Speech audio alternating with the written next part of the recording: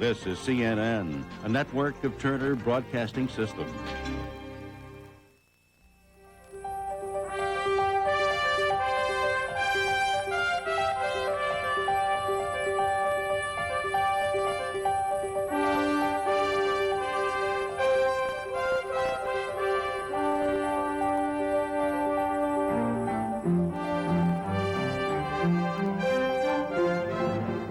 Welcome to Future Watch. I'm Marianne Laughlin. Global warming is turning into a hot issue these days. Climatologists and politicians are squaring off, some arguing that the world's future temperature is heading to the boiling point. Others counter that the warnings for the 21st century could be just a lot of hot air. Even President Bush has put in his 2 cents. Audrey Galix reports. Here's one forecast for the summer of about 2060. The big story today continues to be this storm churning off the southeast Atlantic coastline, spinning ocean waters and rising tides along the entire southeast coastline. We are seeing some of the coastal barrier islands being evacuated at this time. More storms, more hurricanes, made worse by higher sea levels. This 21st century weather scenario may not be too far off the mark. If warming occurs and there is melting of glaciers, ice caps, the Antarctic ice cap in Greenland, then sea level will rise, and then places like low-lying areas, Bangladesh, places around the coast of Florida and so on, will be threatened by higher sea level. We expect now that that threat is really in the more distant future, later on into next century, rather than in the near term, but it's a real threat as a part of the overall climate change. But how threatening could that climate change get? Well, according to a growing number of scientists, that depends on how much more pollution people pump into the atmosphere. Most computer models predict the additional greenhouse gases, carbon dioxide, chlorofluorocarbons, methane, and nitrous oxides, will trap so much heat in the atmosphere that global average temperature will rise 5 to 10 degrees Fahrenheit by the year 2030. Cool periods still occur, but on a smaller scale and less frequently than in the control case. But other scientists with other models say global average temperatures won't rise quite as much. Instead of 5 to 10 degrees Fahrenheit, the models report 3.4 degrees, or a range of 3 to 5.5, or 2.8. This confusing numbers game has sparked demands for fine-tuning the science before revamping anyone's lifestyle. The greenhouse effect is real in as much as if we didn't have it, we would have frozen to death a long time ago. The question is there going to be a major anthropogenerated or human-caused warming that is going to result in a major ecological disruption? And I think the data is far from in on that. And in fact, the further we look at the problem, I think the more the expected warming seems to come down. Despite the debate over global climate models, efforts to head off potential damage from climate change could result in beneficial byproducts. We reduce acid rain, reduce air pollution, reduce balance of payments deficits, improve our long-term competitiveness by having less energy cost in our manufactured products, and we get insurance against catastrophic climate change at the same time. But even some scientists admit that economic progress for the near future means burning some form of fossil fuels. So I don't think it's a question of actually stopping what we're doing. All I can see is that we have to slow down to the best we can the use of these fossil fuels and try to find alternative energy sources, and more importantly, continue to try and estimate what the future is going to be like and plan for it. This week, U.S. President George Bush seemed to agree when he cautioned that saving the environment cannot stand in the way of economic growth, particularly in the developing world. We are pursuing new technology development that will increase the efficiency of our energy use and thus reduce total emissions. We're crafting a revised Clean Air Act with incentives for our private sector to find creative, market-driven solutions to enhance air quality. We've launched a major reforestation initiative to plant a billion trees a year on the private land across America. And we're working out a comprehensive review and revision of our national energy strategy with initiatives to increase energy efficiency and the use of renewable sources. That national energy strategy could include producing cars that burn more gas per gallon and gradually switching to renewable energy sources like solar power. Yet, for now, many environmentalists criticize the president for moving too slow on global warming. Whatever's done, many climatologists say the obvious signs of climate change will be visible in about a decade. And by about 2060, perhaps some of the predictions might not seem so far-fetched after all. And hot and steamy in portions of Florida, temperatures in the 90s. We are continuing to have this heat, the drought conditions. 12 states in the nation's midsection have been declared disaster areas. And right now it looks like this heat is going to continue right on through much of the month of October. Audrey Galix, CNN Future Watch. Usually on Future Watch, we look into the next century. But we're going to take a look now at a book dealing with the current decade. It's Megatrends 2000. In some parts of the country, it's a bestseller.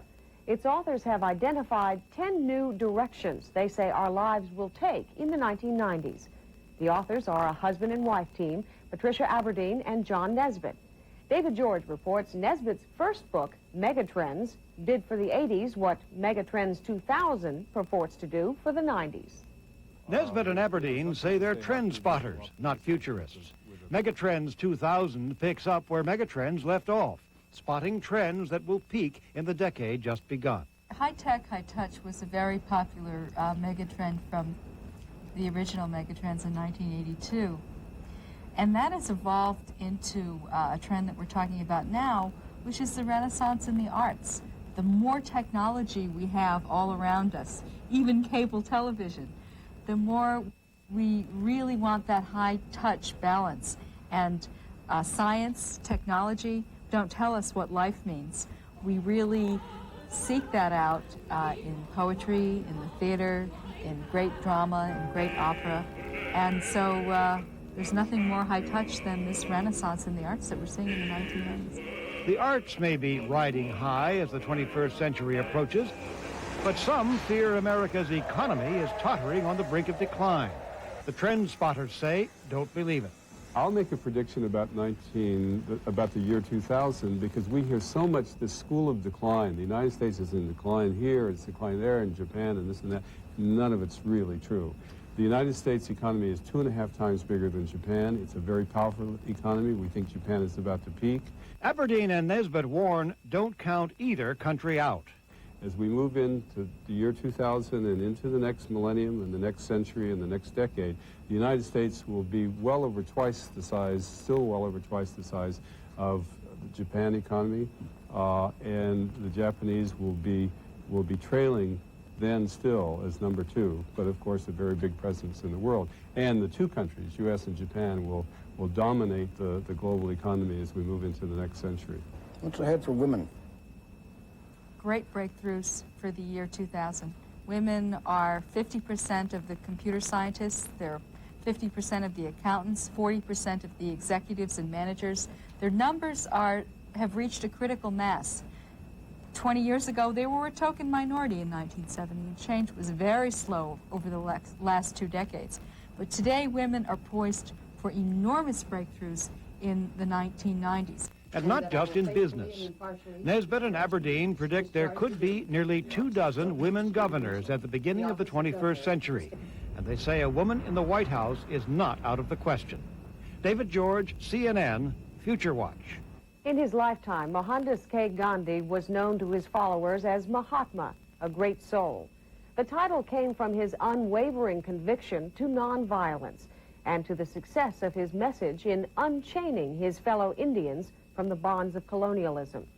Larry Woods has more on Gandhi's legacy in this conversation with Arun Gandhi, the grandson of the father of modern India. He was assassinated on 30th of January 1948. A resemblance to his famous grandfather is almost non-existent, but that is of little concern to 53-year-old Arun Gandhi. The bloodline is there, and with it the pride of being personally educated by the man many say will probably emerge as the major figure of the 20th century. Arun was 12 when he went to live with his grandparents in 1946. Like millions even before him, there was a certain awe and reverence he held for the man they called Mahatma. But yet in his own personal behavior towards us and all that, he was so informal and so approachable and so loving that we never felt that, you know, he was somebody very great and that we couldn't go and kid around with him like any grandson would do with a grandfather. We often did that with him. We would go and sit on his lap or sit next to him and kid around with him and play with him. To his delight, Arun commanded Gandhi's attention in a most memorable fashion throughout much of 1946. He had time to spend 1 hour a day with me. He had allotted 1 hour from 5 to 6 for me. And no matter what discussion or with whom it was, exactly at 5 o'clock he would walk out of that room, come and spend that 1 hour with me. Just chit-chat, talk about where I went and what I did the whole day and whom I met, and look at my lesson and just give me a little advice, you know, in the form of a story. He used to tell me things like political justice, he says, is useless without social justice and economic justice.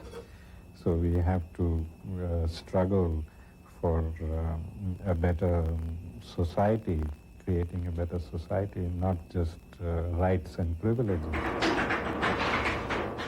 Arun Gandhi is in the United States completing a 2-year research fellowship at the University of Mississippi in Oxford. His study? Race relations. The findings are due out in book form, hopefully in the fall, and there are some surprises. Because of the history of the South, the people here in the South have been made aware of the race problem, and the present generation is very keen on changing that history. They want to change that image. But in the North and in the West, they believe they never had the problem, and even today they refuse to believe that they have a problem. What Arun hopes to convey in his forthcoming book would no doubt make his grandfather proud, for he too is optimistic that discrimination both here and abroad will give way to tolerance. It's just a question of making people aware of how to go about doing these things on a day-to-day level. And there are lessons in this for both sides. It's not just the whites who have to make an effort, the blacks also have to make an effort.